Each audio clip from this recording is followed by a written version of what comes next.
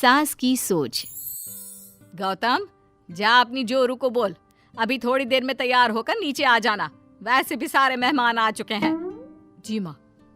अरे गौतम की माँ, कब मिला रही हो अपनी बहू से?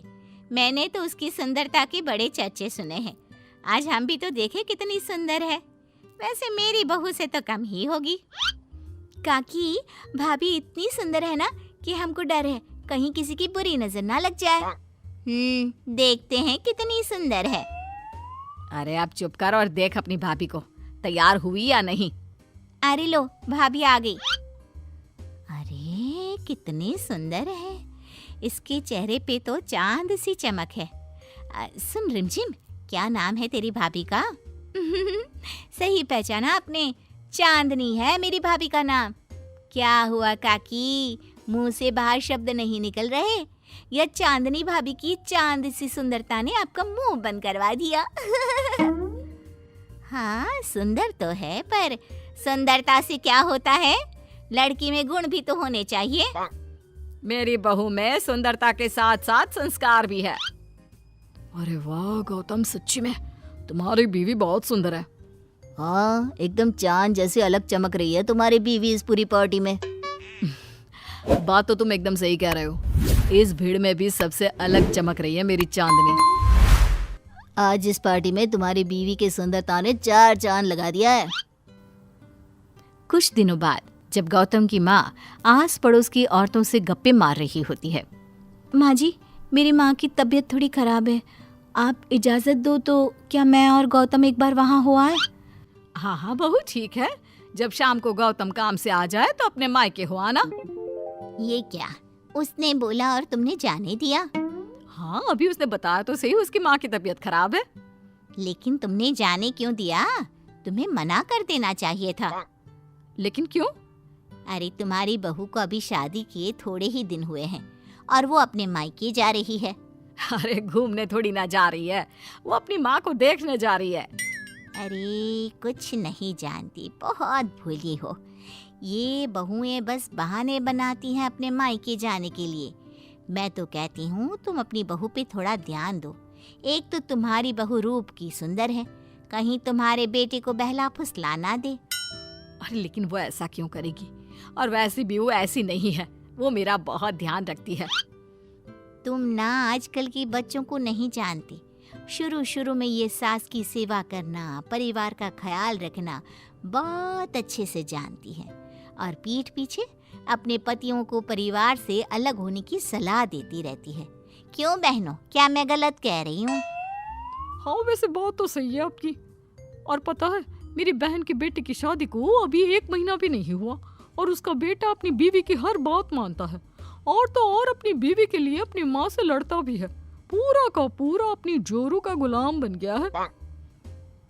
तुम्हारी बहू वैसे भी इतनी सुंदर है, ऊपर से पढ़ी लिखी भी है। और आजकल की पढ़ी लिखी लड़कियां अपने पति को चिकनी चुपड़ी बातों में फंसाकर अपना काम निकलवाना जानती है। हाँ।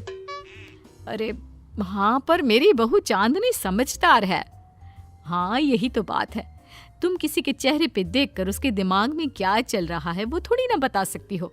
और हाँ, अपनी बहू के चांद से सुंदर चेहरे को देखकर धोखा मत खा जाना। अरे जरूरी थोड़ी ना है जो इंसान चेहरे से सुंदर हो वो मन से भी सुंदर हो, क्योंकि चांद पे भी तो दाग होते हैं। थोड़ी देर बाद सभी अपने अपने घर चले जाते हैं। शाम को चांदनी और गौतम घर आते हैं। और बहू, माँ को देखाई? जी माँ जी, अब थोड़ा ठीक है। बहू, अब तुम्हारा घूमना फिरना हो गया हो तो घर के कामों में मेरा हाथ बटाओ। जी माँ जी। मेरा ये घुटनों का दर्द कभी भी शुरू हो जाता है। बहू, लगता है आज सारा काम तुझी को करना होगा। कोई बात नहीं माँ जी, काम ही तो है, काम तो होता रहेगा। आप पहले अपना ख्याल रखिए। ठीक है, अब तो इतना बोल ही रही है तो मैं अपने कमरे में आराम करने जा रही हूँ। अगले दिन सुबह जब गौतम ऑफिस के लिए निकल रहा होता है।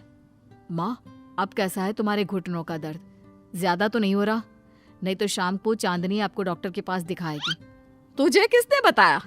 बहू ने इतनी जल्दी तेरे पास मेरी चुगली भी कर दी? माँ माँ चुगली नहीं, उसे आपकी चिंता है इसलिए उसने मुझे बताया। उसे डर था कहीं आपका दर्द बढ़ ना जाए। थोड़ी देर बाद चांदनी वहाँ आती है। माँ जी, मैं सोच रही थी हम लोगों को अब किसी दूसरे घर में शिफ्ट हो जाना चाहिए। लेकिन क्यों? और अचानक से तुम्हें ये ख्याल क्यों आया? वो माँ जी, मेरी एक सहेली अपना घर बेच रही है और उसका घर गौतम के ऑफिस के पास पड़ता है। और देखिए ना, गौतम को यहाँ से ऑफिस कितना दूर पड़ता है और आपके लिए भी बाजार दूर पड़ता है। अगर हम वो घर खरीद लेते हैं तो हमारा कितना फ़ायदा है।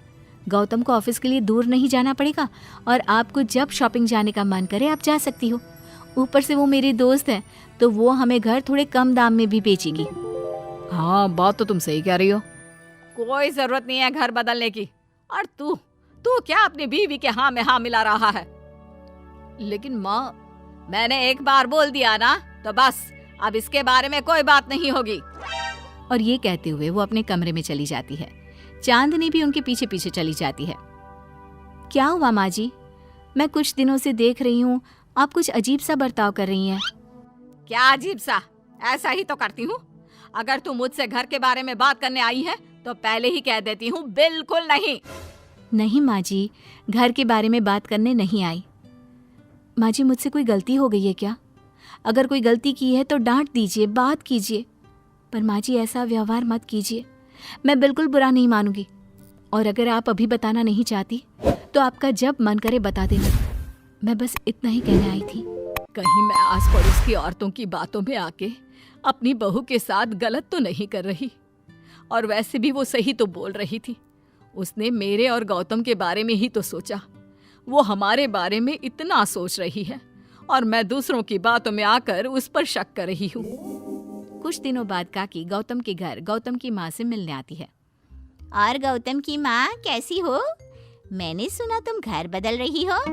हाँ, वो वहाँ से गौतम का ऑफिस पास पड़ता है ना, वहाँ की तरफ ज्यादा सुविधाएं भी है। लेकिन इतनी जल्दी तुमने घर कैसे ढूंढा? किसने बताया? मुझे भी बताओ, मुझे भी अपना घर बदलना था। ये चांदनी का आइडिया था, उसी ने घर ढूंढा। देखा, मैंने कहा था ना, इसने अभी से अलग घर ढूंढना भी शुरू कर दिया। देखो, इसमें मेरी भी रजामंदी है। और तुम क्या मेरी बहू की जासूसी करने यहाँ आती हो या मेरा हाल चाल पूछने? मैं तो बस। और एक बात मेरी ध्यान से सुन लो, मेरी बहू भी सुंदर है, उसका मन भी उसी की तरह सुंदर है। और एक बात, चांद में दाग जरूर होते हैं, पर जिस तरह आसमान के सभी तारे मिलकर चांद जैसी चमक नहीं दे सकते, उसी तरह मेरी बहू चांदनी की सुंदरता और खूबियों की बराबरी तुम्हारी या और किसी की बहू नहीं कर सकती। कहने की जरूरत नहीं। काकी कोई भी जवाब दिए बिना चुपचाप वहां से उठकर चली जाती है।